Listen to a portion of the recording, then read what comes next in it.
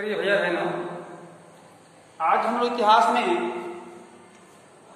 अध्याय 3 दिल्ली के सुल्तान। सुल्तान का मतलब होता है शासक, अर्थात आधिपत्य रखने वाला। दिल्ली के सुल्तान कौन, कब बना, पहले दिल्ली क्या था, इस पर हम विचार करेंगे। तो सबसे पहले देखते हैं कि भैया बहनों, जो भारत की राजधानी दिल्ली है, ठीक है,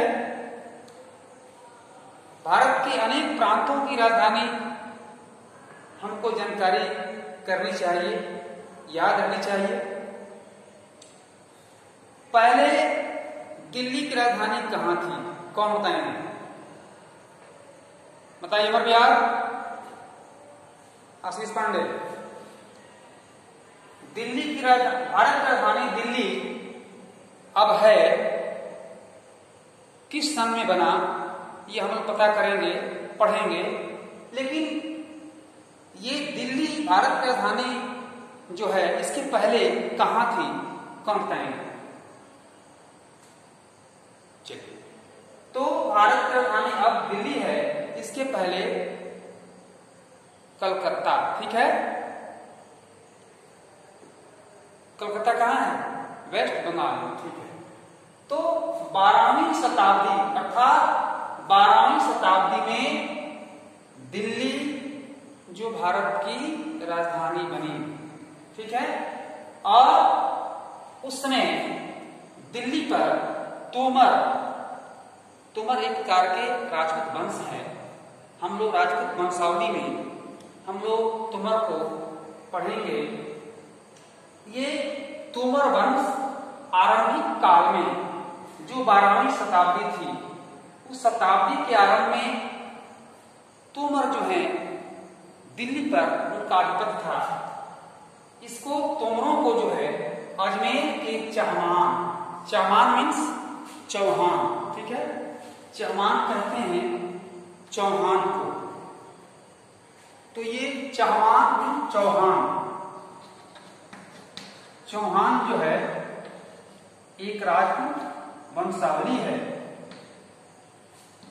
चौहान है, बिसेन है, उग्रसेन है, सूर्यवंशी है, चंद्रवंशी है, बिसेन है। ये हमारे जो जातिगत व्यवस्था में ये राजपूत वंशावली है। जैसे हमारे गुप्त वंश में गुप्त लोग हैं, मौर्य वंश में मौर्या हैं, कुशवाहा हैं, वर्मा हैं, स्वर्णकार वंश में इत्यादि वंशावली भी हम लोगों को याद होनी चाहिए। और सबसे पहले भैया बहनों, इतिहास पढ़ने का मतलब यह है कि हम विभिन्न प्रकार के वंशावलियों को हम जान जाते हैं। भूगोल पढ़ने से विभिन्न प्रकार के जो हमारे क्षेत्र हैं, जो हमारी भाषा हैं, जो हमारी राजधानियां हैं, अनेक प्रकार के विषयों का अपना अपना अलग अलग महत्व है और उस महत्व के आधार पर हम लोग जानकारी प्राप्त करते हैं। इस प्रकार से दिल्ली में पहले तोमरों का आधिपत्य था। तोमरों को अजमेर के चहमान जो हैं उनसे युद्ध हुआ और युद्ध में क्या हुए?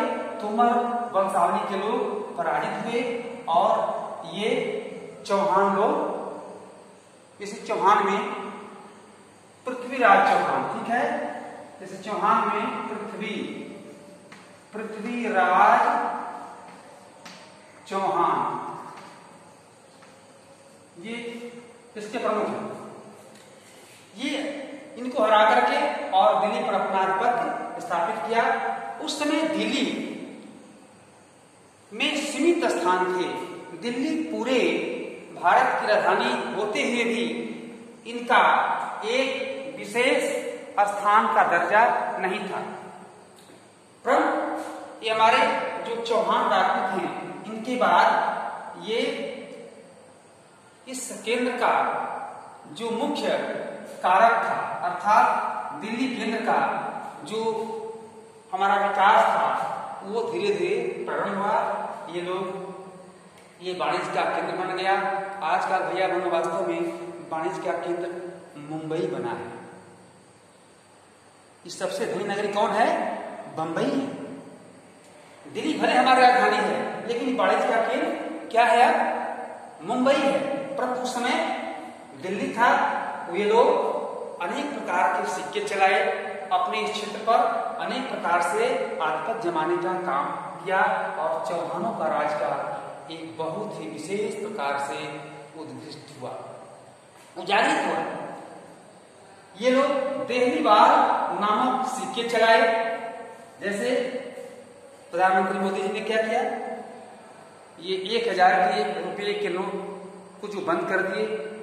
तो कुछ लोगों की मांग थी, इस पे बड़ी खुशखबरी होता है, तो छोटे छोटे रुपयों को प्रकाशित किया जाए। रामदेव जी महाराज का कहना था, परंतु 1000 को बंद करके और 2000 का नोट चला दिए।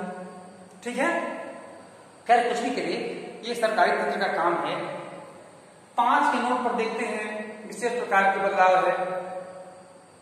ये 20 रुपये का नोट इस समय नया आ रहे हैं, 10 का सिक्के चल गया। ऐसे ऐसे जिस तंत्र में जो राज रहता है, उनका एक विशेष अधिकार होता है कि कैसे उस अपनी व्यवस्था को ठीक से बना सके, चला सके। तो इस प्रकार से उन शासकों ने देहलीवाल नामक सिक्के चलाए और 13वीं सदी जो दिल्ली सल्तनत की स्थापना हो गई। अब 12वीं बीतते दिल्ली में एक विशेष रूप से एक दर्जा उनको मिला और 13वीं शताब्दी में दिल्ली को एक विशेष रूप से सल्तनत की दर्जा मिल गई और उसमें स्थापत्य के रूप में शासकों ने दिल्ली को देखना शुरू कर दिया।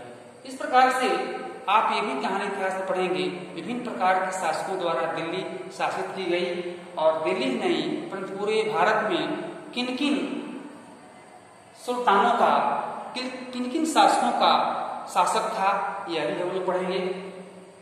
तो एक बात इसमें यह छिपी हुई है कि दिल्ली जिस इलाके में हम आज लोगों को देखते हैं, तो उसमें देखते हैं कि फिरोजाबाद, फिरोज शहर, फिरोज शाह कोटली जो आज स्टेडियम भी बना हुआ है, ये पुराने उसके स्थान है। पुराना मार्ग जैसे हौज खास, सीरी, जहां पनाह, देहली ए कुहाना, कुतुबी नार, कुतुब मीनार, हौज ए सुल्तानी, तुगलकाबाद, आदिलाबाद, ये सब क्या थे? ये पुराने हमारे ये स्थानों के नाम है। नाम तो अभी भी है लेकिन कुछ उसमें इलाके चेंज किए गए हैं। इस तरीका से हम देखते हैं कि दिल्ली एक ऐसी राजधानी में बदल गई जिसका नियंत्रण उप महाद्वीप के एक बहुत बड़े क्षेत्र पर फैला हुआ था।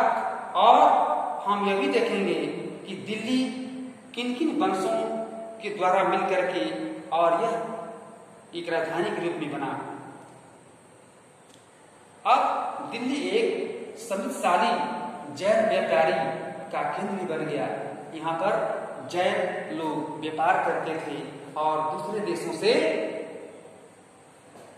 तमाम प्रकार की चीजों को लाते थे और यहाँ के जो चीज हैं वो वहां विदेशों में ले जाते थे। इस प्रकार से दिल्ली के शासक, अब हम ये देखेंगे कि दिल्ली के शासक कौन कौन से हुए। दिल्ली, ठीक है,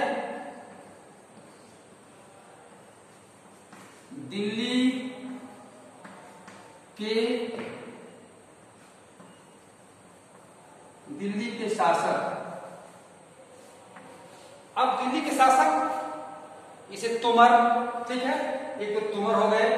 इसके बाद अनंगपाल,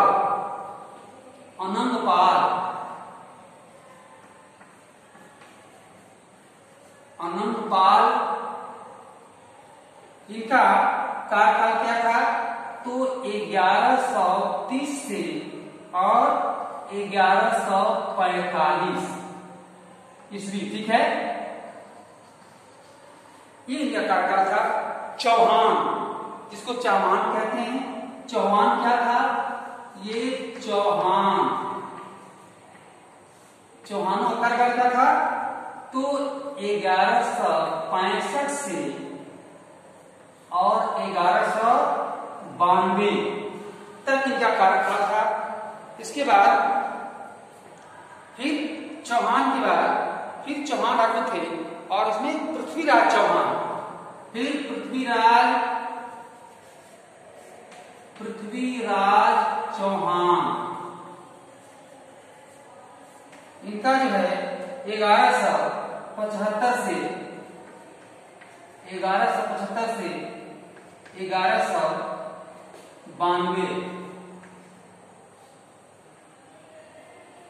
कैसे कैसे लड़ा झगड़ा लड़ाई हुई, किस प्रकार से इसमें प्रथम हुआ। प्रारंभिक तुर्की शासक दिल्ली पर तुर्कतानों का तुर्की शासक था और इसके बाद रजिया सुल्तान, खिलजी वंश, तुगलक वंश, अलाई दरवाजा, सैयद वंश, खीन खान, लोदी वंश, ऐसे ऐसे वंशों की वंशावली हम आगे चैप्टर में पढ़ेंगे।